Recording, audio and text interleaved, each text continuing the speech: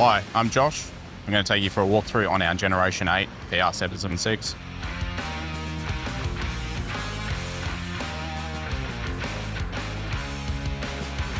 The Dozer's cab is built around operators' ergonomics, from the air-conned and heated seat to the large display with a reverse camera.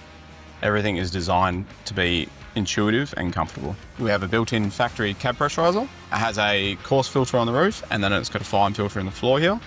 This prevents dust ingress with operations on site, increasing the operator's safety. During this update, Liebherr has moved their airboxes up the top here, making serviceability easier.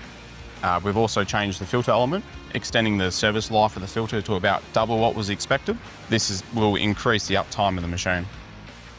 The design team has moved the fuel filtration system to the left-hand side of the engine, increasing the ease of access and servicing ability of it. The engine ECM has received an update. We've swapped over to the DRC plugs. We've also incorporated a weather shield on top of the ECM. This will help increase the electrical reliability of the system.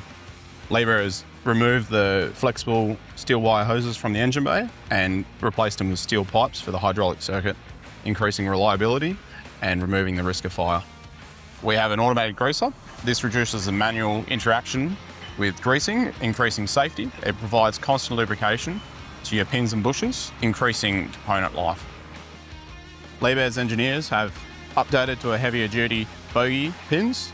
Major and minor had an update. We've updated the pivot shafts and seals, and then have increased the travel of the track tension system to increase the service life of the track components.